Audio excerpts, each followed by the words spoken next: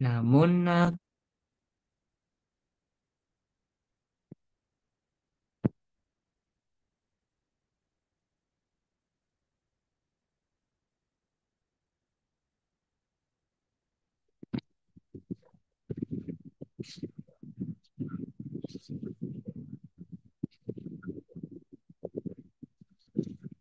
Assalamualaikum warahmatullahi wabarakatuh.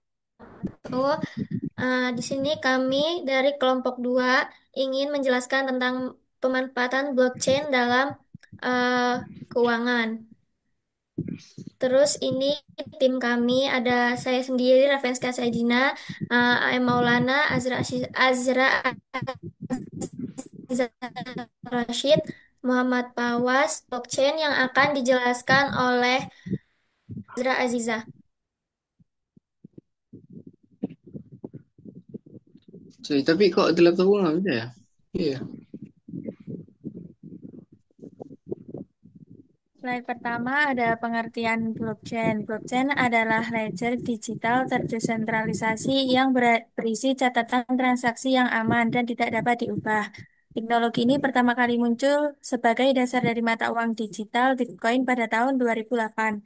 Seiring berjalannya waktu, blockchain telah berkembang melampaui perannya sebagai mata uang digital dan menjadi dasar bagi berbagai aplikasi di berbagai sektor. Blockchain menawarkan solusi transparan, aman, dan efisien dalam pengelolaan data serta transaksi, menjadikannya inovasi yang revolusioner. Jadi blockchain ini tuh teknologi dalam bentuk buku besar digital yang menyimpan data transaksi dan tidak bisa diubah-ubah atau dimanipulasi. Teknologi ini desentralisasi, yang artinya dipegang oleh satu pihak saja. Setiap data disimpan dalam blok yang saling terhubung dan diamankan melalui kriptografi. Awalnya blockchain ini dipakai buat mata uang kripto kayak Bitcoin, tapi sekarang udah ke berbagai bidang. Blockchain ini bikin proses Punya. pencatatan data dan transaksi jadi lebih aman dan jelas. Makanya dianggap sebagai salah satu inovasi teknologi yang sangat aman. Selanjutnya, Inka. Oke, selanjutnya saya akan menjelaskan tentang latar belakang masalahnya.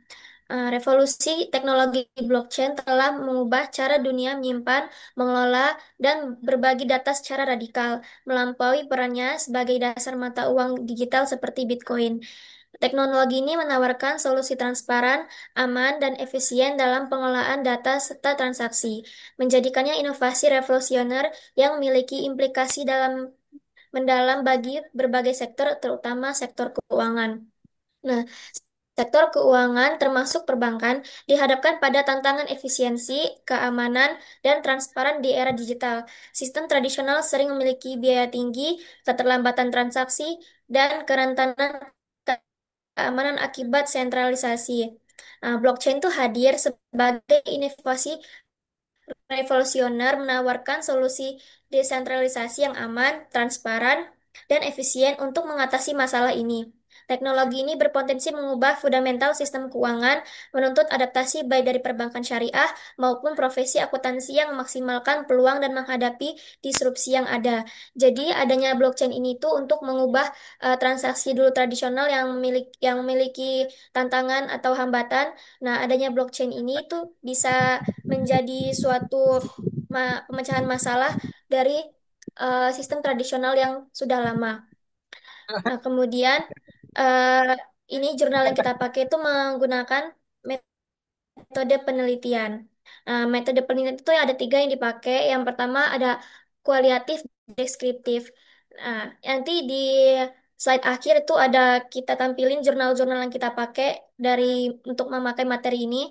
Nah, yang pertama itu ada metode penelitiannya kualitatif, deskriptif. Nah, jurnal peluang dan tantangan penggunaan blockchain teknologi pada perbankan syariah di Indonesia, karya Ihsan tahun 2020, dan blockchain teknologi yang judulnya Bagaimana Menghadapinya dalam Perspektif Akuntansi, karya Bando. Bandaso, Randa, dan Mongan tahun 2022 secara eksplisit menyatakan penggunaan metode kualitatif deskriptif.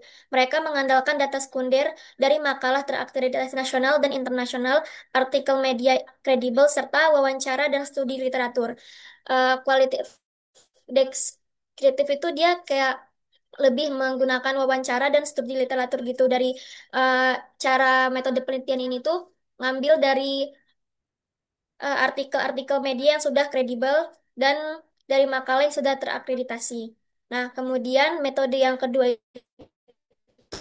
menggunakan studi literatur atau review. Jurnal Pemanfaatan Teknologi Blockchain dalam Transportasi Sistem Keuangan, Studi pada Sektor Perbankan Digital, karya Ardianto tahun 2025, tampaknya merupakan studi literatur atau review konsep dengan fokus latar belakang dan potensi blockchain. Jurnal Revolusi Teknologi Blockchain, dampaknya pada keamanan dan integritas data, karya Surbakti, dan bersifat bersifat deskriptif dan membahas dampak dampak blockchain di berbagai sektor melalui tinjauan. Nah, dia itu yang kedua ini, metode penelitian yang kedua ini, dia itu menggunakan studi literatur, yaitu sama aja, nggak beda jauh dari metode penelitian yang pertama, yaitu kualitatif deskriptif. Dan yang ketiga menggunakan metode penelitian studi implementasi jurnal implementasi teknologi blockchain dalam pengamanan sistem keuangan pada perguruan tinggi, karya Hasan dan teman-temannya tahun 2024 berfokus pada eksplorasi bagaimana blockchain dapat memperkuat sistem keuangan, mengindikasi pendekatan yang mungkin melibatkan analisis studi kasus atau tinjauan terhadap implementasi. Jadi metode penelitian yang ketiga ini yaitu atau yang langsung terjun ke lapangan, eh, atau tinjauan terhadap implementasi. Nah, selanjutnya yang slide selanjutnya akan dijelaskan oleh Fawas.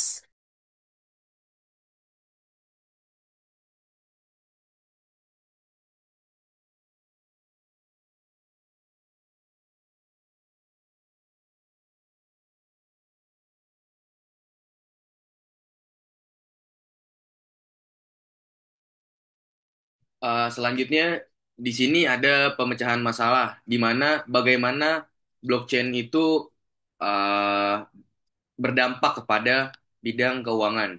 Dan di sini yang pertama berdampak kepada peningkatan keamanan data dan integritas data. Dengan sifatnya yang terdesentralisasi dan tidak dapat diubah atau immutable ledger, blockchain memastikan bahwa catatan transaksi aman dari serangan cyber dan manipulasi. Ini sangat relevan untuk sistem keuangan perbankan dan perguruan tinggi, serta untuk penyimpanan data sensitif secara umum. Selanjutnya, ada transparansi dan efisiensi. Blockchain mengurangi biaya transaksi, mempercepat proses pembayaran lintas negara, dan menghilangkan kebutuhan akan perantara yang secara langsung mengatasi masalah efisiensi operasional dan biaya tinggi pada sistem keuangan tradisional. Yang ketiga ada manajemen sumber daya manusia, yakni untuk perbankan syariah, pengembangan blockchain menuntut sumber daya manusia yang memiliki kemampuan mengelola blockchain. Solusinya adalah fokus pada peningkatan kompetensi SDM di bidang teknologi blockchain. Yang keempat ada infrastruktur dan regulasi. Peningkatan penetrasi internet dan interaksi blockchain memerlukan pemerataan akses internet dan ukuran blok yang lebih besar atau block size. Selain itu, diperlukan regulasi khusus dari otoritas perbankan untuk mendukung adopsi teknologi ini. Yang kelima ada transformasi peran akuntan, yakni akuntan perlu beradaptasi dengan disrupsi blockchain dengan memahami kurikulum dan kerangka kerja terkait implementasi blockchain, membentuk one set skill, dan beralih peran dari pencatat transaksi menjadi penasihat bisnis atau konsultan. Dan yang terakhir ada aplikasi khusus, di mana blockchain dapat digunakan untuk melacak sumber daya dalam produksi, mengelola catatan medis pasien, dan mengotomatisasi perjanjian hukum melalui smart contract yang mengurangi biaya administrasi dan memastikan kepatuhan. Next.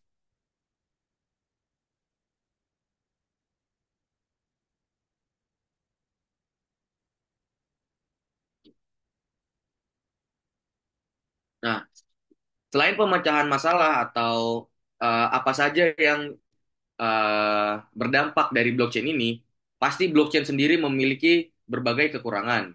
Yang diantaranya itu yang pertama, regulasi yang belum matang.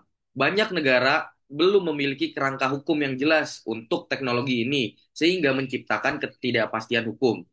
Yang kedua ada skalabilitas dan kecepatan terbatas. Beberapa jaringan blockchain seperti Bitcoin masih menghadapi keterbatasan jumlah transaksi per detik yang bisa menjadi hambatan operasional. Yang ketiga ada konsumsi energi tinggi, yaitu konsensus berbasis proof of work, misalnya Bitcoin, membutuhkan energi listrik yang sangat besar, yang tidak ramah lingkungan. Dan yang keempat ada risiko keamanan tambahan atau smart contract bugs, yaitu kesalahan dalam kode smart contracts bisa disalahgunakan karena sekali kontrak dijalankan tidak bisa diubah. Yang kelima ada volatilitas aset digital, yaitu aset berbasis blockchain seperti cryptocurrency sangat fluktuatif yang bisa menimbulkan risiko tinggi bagi investor. Yang terakhir ada kurangnya literasi dan adopsi. Masih banyak pelaku industri keuangan dan masyarakat umum yang belum memahami cara bekerja blockchain dengan benar.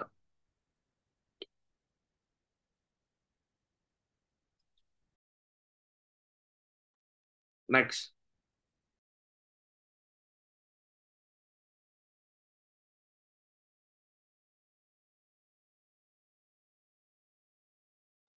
Selanjutnya akan dijelaskan oleh Syahrul. Eh, jadi kesimpulannya tentang teknologi blockchain itu yaitu inovasi yang mampu membawa perubahan besar dalam sektor keuangan, termasuk perbankan syariah dengan keunggulan seperti desentralisasi, transparansi, dan keamanan data. Blockchain menjadi solusi efektif untuk berbagai tantangan sistem tradisional. Meski masih menghadapi tantangan, teknologi ini menawarkan potensi besar untuk menciptakan sistem keuangan yang lebih efisien, aman, dan transparan di masa depan. Terus, penerapan blockchain di perbankan syariah itu memiliki peluang besar untuk meningkatkan efisiensi dan transparansi. Namun juga dihadapkan pada tantangan terkait pengembangan sumber daya manusia yang kompeten, pemerataan infrastruktur internet, dan kebutuhan regulasi yang spesifik. Di sektor akuntansi, blockchain menciptakan disrupsi yang menuntut para profesional untuk beradaptasi dan mengembangkan keterampilan baru sebagai penasehat bisnis. Dalam konteks perguruan tinggi, blockchain juga menawarkan potensi besar dalam mengamankan sistem keuangan. Jadi keseluruhannya blockchain tuh merevolusi cara data dikelola dan dibagikan, menyediakan landasan untuk sistem yang lebih aman, efisien dan transparan di masa depan. Next. Selanjutnya dijelaskan oleh Maul.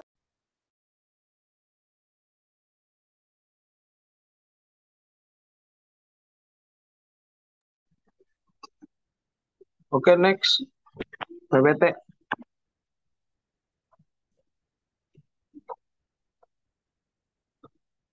Oke, selanjutnya saran dari kesimpulan tadi adalah yang pertama, peningkatan sumber daya manusia. Institusi keuangan dan pendidikan perlu berinvestasi dalam pelatihan dan pengembangan sumber daya manusia yang memiliki keahlian dalam teknologi blockchain untuk mengelola dan mengimplementasikan sistem berbasis blockchain secara aktif. Secara efektif. Yang kedua, pengembangan infrastruktur. Perluasan dan pemerataan akses internet serta pengembangan kapasitas jaringan, misalnya peningkatan block size, menjadi krusial untuk mendukung peningkatan transaksi dan adopsi blockchain yang lebih luas. Yang ketiga, perumusan regulasi yang jelas. Otoritas terkait, khususnya Bank Indonesia dan Otoritas Jasa Keuangan, perlu segera merumuskan regulasi yang komprehensif dan spesifik mengenai penggunaan teknologi blockchain di sektor keuangan untuk menciptakan kepastian hukum yang mendorong inovasi yang bertanggung jawab. Selanjutnya, adaptasi kurikulum pendidikan. Lembaga pendidikan, khususnya di bidang ekonomi, bisnis, akuntansi, dan teknologi informasi, harusnya merevisi kurikulum mereka untuk memasukkan materi tentang blockchain agar lulusan setiap menghadapi dirus- disrupsi teknologi dan kebutuhan pasar kerja.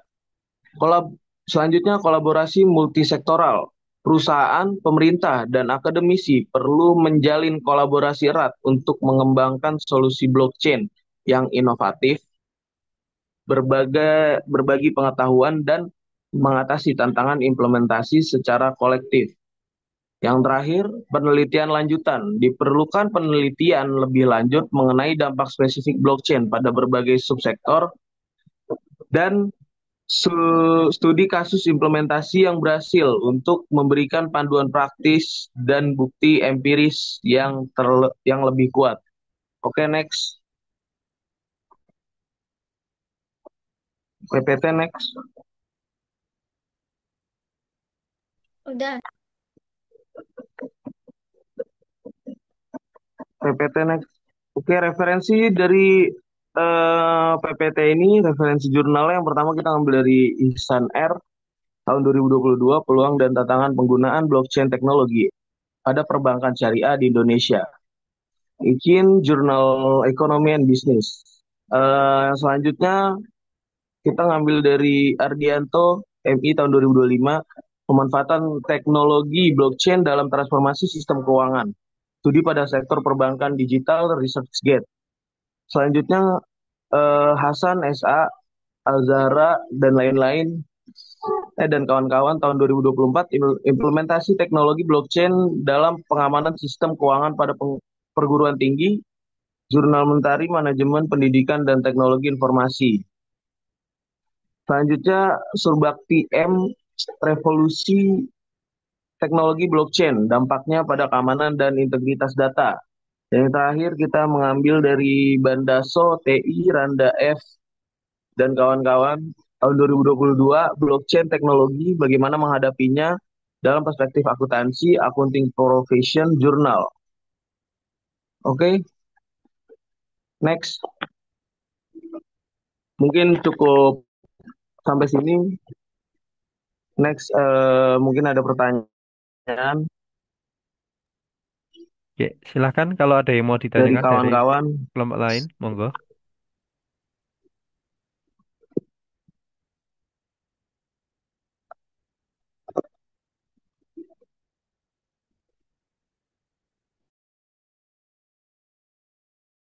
Oke, kalau nggak ada, coba saya awali ya. Jadi untuk kelompok ini membahas terkait dengan blockchain. Nah, setelah dari rekan-rekan mempelajari bagaimana blockchain tersebut gitu ya, cara kerja dan mungkin apa manfaat, terus tantangan dan sebagainya. Menurut rekan-rekan di kelompok ini, seberapa pentingkah Indonesia menerapkan blockchain, terutama di keuangan? Mungkin itu sih. Monggo, kalau mau diskusi dulu atau mau langsung dijawab tidak apa-apa. Mungkin Tawas bisa mewakili jawabannya.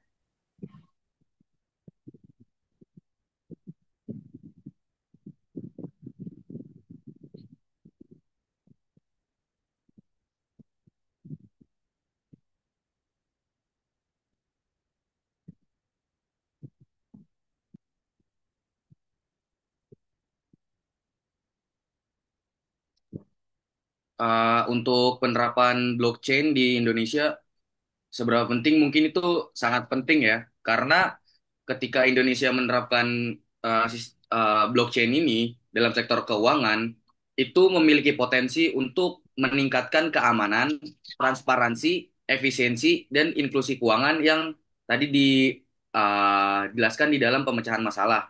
Tetapi dilihat dari bagaimana keuangan atau ekonomi Indonesia seperti sekarang ini, mungkin kurang efisien untuk menerapkan blockchain karena di dalam ekonomi Indonesia yang sekarang, yang dimana pendidikan itu dikenakan potongan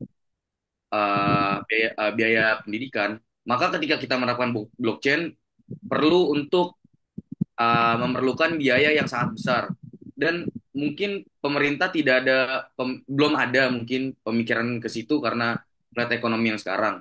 Tetapi mungkin di masa yang akan mendatang ketika ekonomi Indonesia sudah mungkin stabil, sangat penting untuk Indonesia menerapkan sistem blockchain ini. Melihat dari berbagai macam manfaat yang dapat Indonesia terima ketika menerapkan sistem blockchain ini dalam keuangan. Itu aja sih Pak. Terima kasih. Oke, terima kasih jawabannya. Mungkin yang lain ada tambahan satu pertanyaan lagi kalau ada.